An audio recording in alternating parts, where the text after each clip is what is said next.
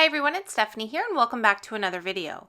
Today we are going to be playing with the Flower Silhouette stamp set. This is part of our newest card kit, and I'm going to be creating 3 different cards, and they're all going to feature the same stamp set, but we're going to kind of change up how we do our ink blending. This stamp set includes 10 different flower and leaf silhouette stamps, and it also has coordinating dies, but we're not going to use those dies in today's video. I'm just going to do some stamping on our panel, and then we're going to use distress inks to do some different ink blending. So the first thing that I want to do is I want to figure out where on my panel I want to do the stamping. Now you can do this one of 2 ways. You can stamp your images, so all of your flowers, so that you see the entire stamped image on the card design, and then only ink a portion of it when you do your ink blending. But when I did mine, I wanted to completely mask off where I stamped the flowers as well. So I'm going to put my masking tape here onto my panel before I do any stamping, and that's just going to keep all of the stamping in one area rather than having it all over the entire panel. So for this first example, I'm using some 3M masking tape. This comes in a pretty wide roll, and I've had this one for quite some time, and it's really useful for card designs like this where you want to mask off a large area. I'm going to add it to the top and bottom, and I'm using my grid mat under here to kind of guide me and figure out exactly where I need to lay this so that it's straight across the panel. And then I also added a little piece at the very bottom just to make sure I don't accidentally get ink anywhere on the bottom of that panel. So now that I have all the masking in place, I'm going to go ahead and do my stamping. And for the stamping on this card, I'm going to use VersaFine ink. And that's just because I want to do embossing over top of the stamping. I want everything to look like it's embossed with black, but I don't tend to like using black embossing powder. I just find it to be very messy. So I prefer to stamp my images in a pigment ink, which stays wet longer, and then I just put clear embossing powder over top. Now you'll see here that I'm going to stamp out this entire area before I add any embossing powder, so this ink does really stay wet for enough time for you to stamp everything out and then add the embossing powder later. So I'm just going to kind of mix and match and pick out different stamps from the set, and I'm just going to start stamping them into this area. Now the great thing about a design like this where you're doing a silhouette that's all in black is that you can overlap the images and it's going to look perfectly fine when you're finished. It might kind of look like a hot mess right now because you can see all of the stems overlapping, but once I remove the post-it tape and you can only see the area that we've stamped in the center, you're going to see that it looks really nice and everything looks exactly as it should. You will want to make sure that you're extra careful when you're removing that masking paper just because pigment ink does stay wet and you don't want to get that on your fingers and transfer it onto the panel. So once I have it all done there, I removed the masking paper, I added my clear embossing powder on top. I did use a paintbrush off camera to kind of just sweep around the outside area just to make sure I didn't have any embossing powder sticking to the areas where we had the masking. And now I just went ahead with my heat tool and I completely heat set that. And you can see as I tilt it, it's kind of shiny, and that means that it's completely embossed, and we're going to be able to add ink over top now, and all of that embossing is going to resist the ink that we're going to add. Before we do any of the ink blending, you do want to make sure that you replace your masking tape on the panel. I didn't reuse the same tape that I had used initially just because it has that pigment ink on it and I didn't want to transfer the ink onto the panel. So I did get 2 new pieces and I just put them in the exact same position that I had done originally when I had started the stamping. Once I have that all back in place, I can go ahead now and start to do my ink blending. So for this first one here, I wanted it to look like a sunset. So I'm starting off with Ripe Persimmon first, which is a nice dark orange color.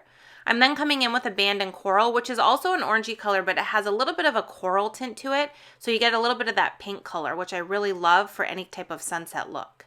And then I want to go in with a really light color, so I'm going to go in with yellow here now, which is Mustard Seed, and I'm just going to kind of bring that in from the top of that masking paper, and I'm going to pull it down into the orange. I'm then going to go back and forth between my Abandoned Coral and my Mustard Seed to really get a nice blend between those 2 colors. And then once I am happy with it, I can go ahead and remove that masking tape and the magic happens. You see this beautiful silhouette we've created with this ink blending, and everything else on the card is completely white.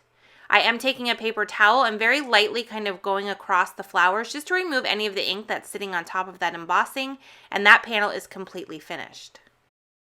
So now we can move on to our next example, and you can see with this one I already have my masking tape in place, but I changed this one up a little bit.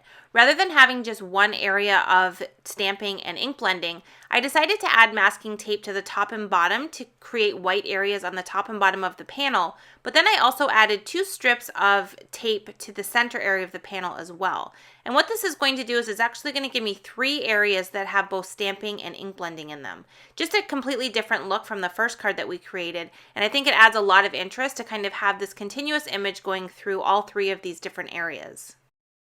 So once again, I'm using the VersaFine ink to do my stamping since I know it's going to stay wet long enough to use the embossing powder. And I'm just kind of strategically placing all of the images to really fill up all of those different areas.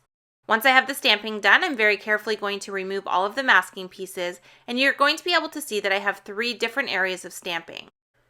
And then as we did with the first panel, I'm going to come in with my clear embossing powder and I'm going to completely cover all of the stamping on the panel. I am going to remove any of that excess embossing powder if I see any of it kind of sitting in the white areas. And then I'm going to use my heat tool and just heat that up.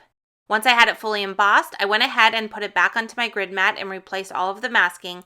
And now we're going to do our ink blending on this one. Now it should come as no surprise to anyone that for this one I decided to go with rainbow colors. I love having all of the different colors of the rainbow represented on a card. I just think it is so fun and colorful.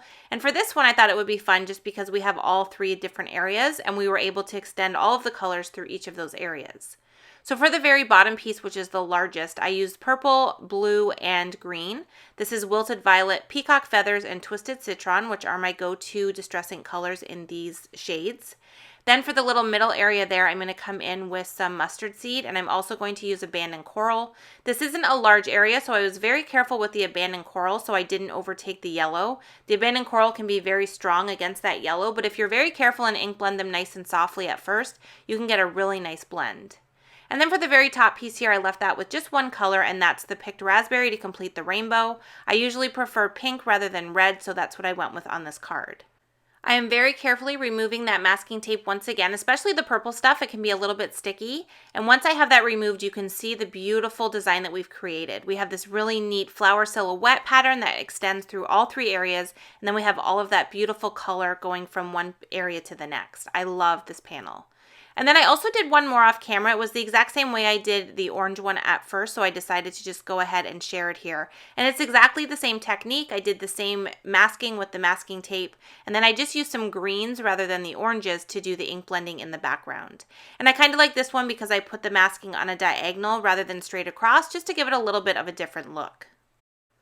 Okay, so now that we have the panels all finished, it's time to add some sentiments to these and finish our cards. So for this first one here, I'm using the Free with 60 that is coming out at the same time as this card kit, which is called Simply Thanks. And I really love this die because it has a really fun font, and it works great for adding a sentiment to a card because it's nice and big. So what I did is I die cut it right through that pattern that we created. I kind of left half of it in the white area and half of it in the design.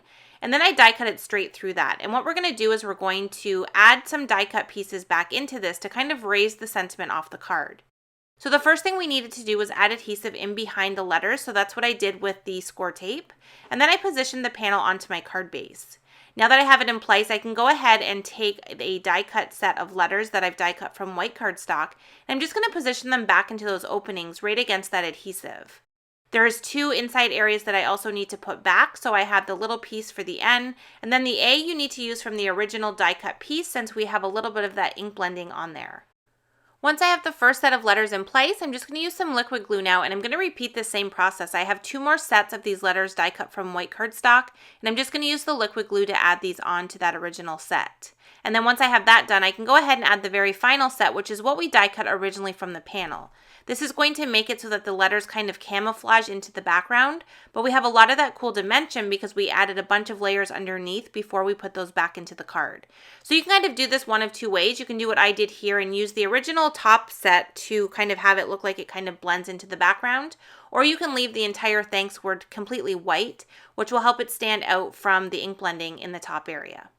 Alright, so now we can go ahead and assemble the last 2 cards. So these ones are also being put onto black card bases. All of these cards are A2 in size, which is 5.5 by 4.25, and all of the panels are cut to 4 inches by 5.25. For the other 2 cards, I decided to do stamp sentiments, so I used the More Essential Sentiments stamp set and just stamped some simple sentiments in black ink, and then I finished all of the cards off with some clear droplets for a little bit of dimension since they are one layer. And that is going to finish our 3 cards that we've created with the new Flower Silhouette stamp set. I hope you got some ideas from today's video on ways that you can do some really cool silhouette stamping with some ink blending. All of the supplies I've used are listed in the video description below. As always, I appreciate you being here, and I hope to see you in another video soon. Thanks so much for watching.